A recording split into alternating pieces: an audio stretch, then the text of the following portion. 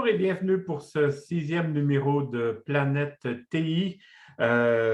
Normalement, c'est le dernier rendez-vous qu'on a avec Stéphane pour parler de cybersécurité, mais à la fin de cette capsule, on aura quelque chose à vous dire pour la suite des choses. Puis c'est une très bonne nouvelle. Donc, merci beaucoup Stéphane d'être parmi nous. Ça me fait plaisir. Je rappelle que Stéphane Richard est directeur au développement des affaires en cybersécurité chez TELUS et on remercie aussi notre partenaire Evolution Cloud qui est très présent au Saguenay-Lac-Saint-Jean, puis un peu dans d'autres régions au Québec avec qui tu travailles chaque jour, mon cher Stéphane. Oh oui, c'est un gros vendeur de services de sécurité dans la région du Saguenay-Lac-Saint-Jean. Puis aujourd'hui, on va aborder le thème des sauvegardes. On sait que c'est très, très utile d'avoir des bonnes sauvegardes. Donc, ma première question, mon cher Stéphane, c'est en termes de cybersécurité. Quel est le rôle d'une sauvegarde? Très, très, très important d'avoir des sauvegardes et des bonnes sauvegardes. OK? D'entrée de jeu, je ne suis pas un spécialiste au niveau des sauvegardes. Mon rôle est plus d'être un spécialiste au niveau de la sécurité. Ceci étant dit, les sauvegardes, à quoi ça peut servir? C'est que ça va nous permettre de ramener les données ou certains services après un incident. Ça peut être un incident un bris, ça peut être un incident de cybersécurité où est-ce qu'il y a eu un malware d'installer sur un service quelconque qu'on veut ramener à la vie.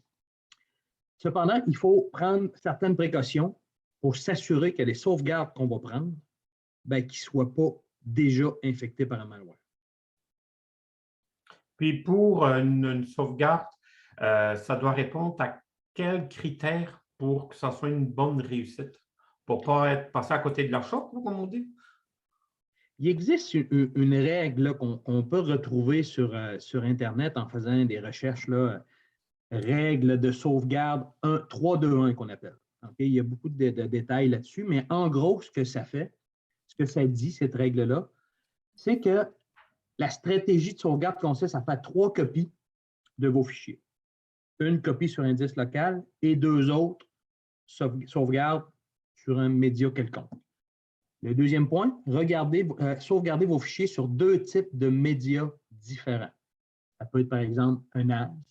Un NAS, c'est une espèce de boîte là, qui a plusieurs disques durs dedans qui est sécuritaire. Ça peut être un disque dur externe, un disque qu'on va brancher USB, qu'on met tout simplement sur un serveur ou whatever. Ça peut être une bande magnétique, un bon vieux tape backup qu'on appelle.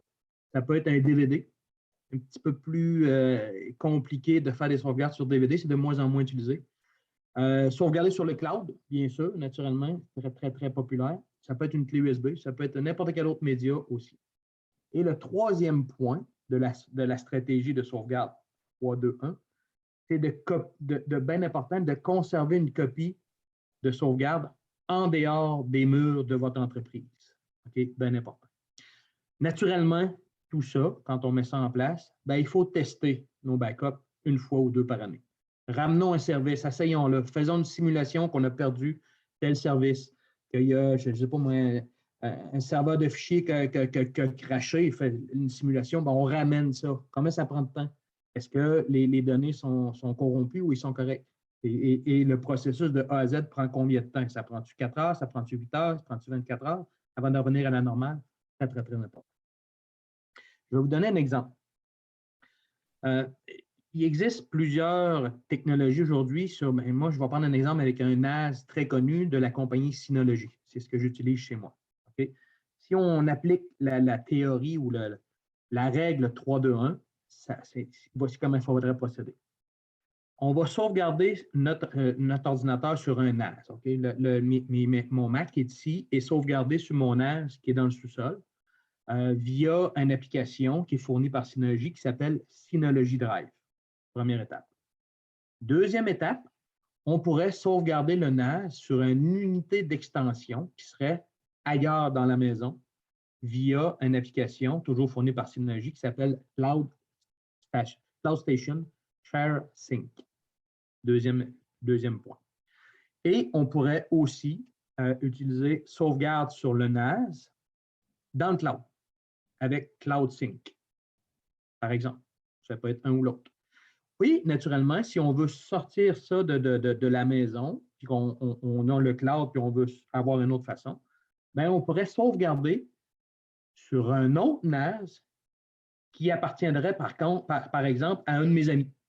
Fait que moi, je pourrais réserver un espace sur son cloud, sur son NAS à lui, via Hyper Backup Vault, qui me permettrait de réserver un espace sur son NAS à lui et je vais aller porter mes données là. Et naturellement, moi, je pourrais faire l'inverse. Il pourrait emmener ses copies chez nous aussi. Comme ça, on aurait une redondance assurée. Fait que ça, c'est un exemple qu'on pourrait faire avec le manufacturier Synology qui fournit tous les outils pour être en mesure d'appliquer la règle du 3-2-1. Synology, c'est un exemple. Il y a QNAP qui a la même affaire, les mêmes principes et plein d'autres.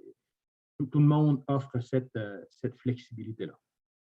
Les personnes qui nous écoutent doivent sûrement se poser la question, c'est comment on choisit un bon outil de sauvegarde? Est-ce qu'il y a aussi une règle par rapport à ça?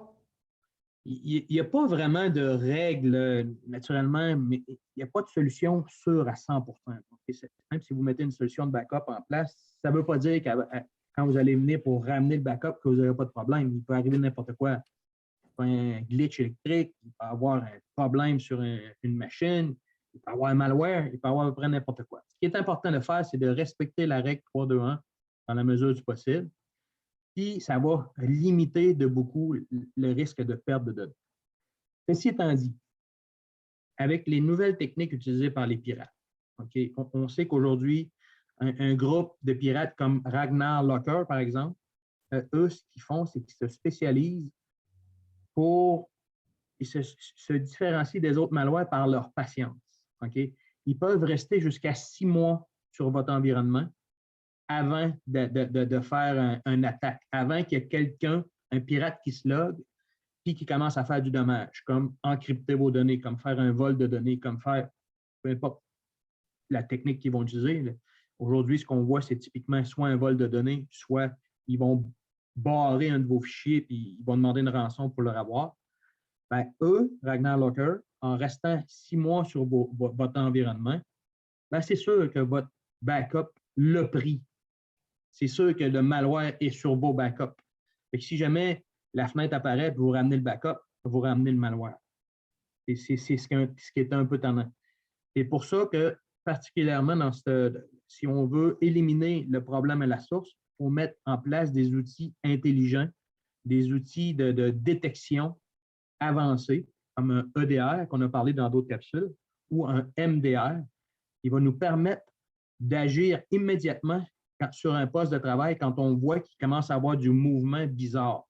On va arrêter le malware avant qu'il fasse du dommage et on va s'en débarrasser. On va l'enlever de notre environnement pour s'assurer que nos copies de sauvegarde, nos backups sont clean.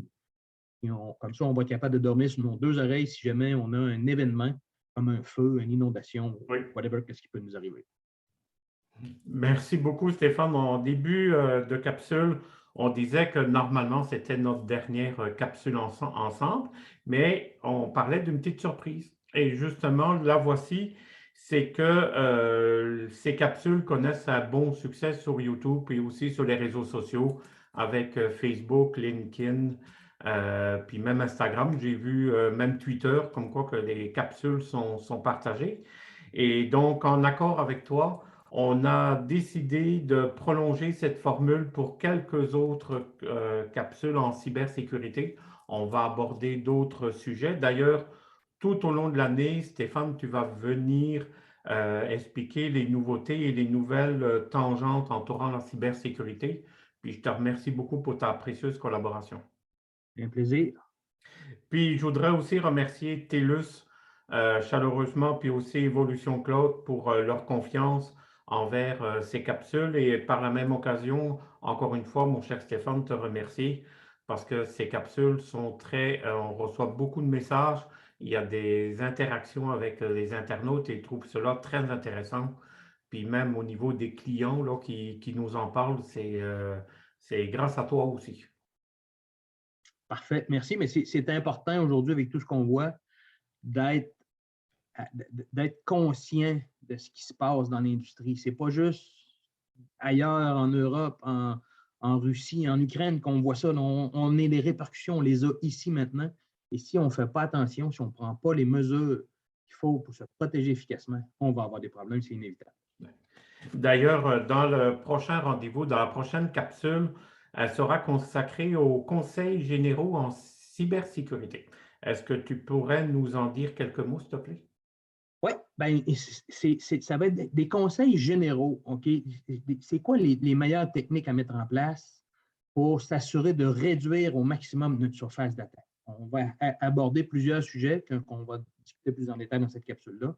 Mais un client ou une personne, même un individu qui met en place ces éléments-là, ben, il va être de plus en plus difficile à hacker pour un groupe de pirates.